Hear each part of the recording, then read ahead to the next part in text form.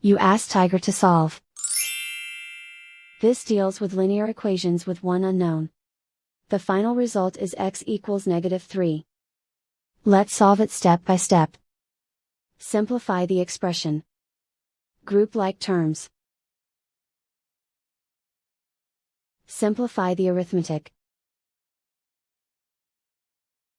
Group all constants on the right side of the equation. Subtract 6 from both sides. Simplify the arithmetic.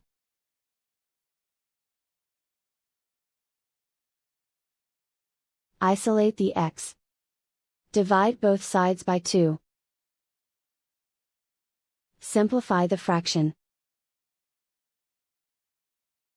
Find the greatest common factor of the numerator and denominator. Factor out and cancel the greatest common factor. And so the final result is x equals -3.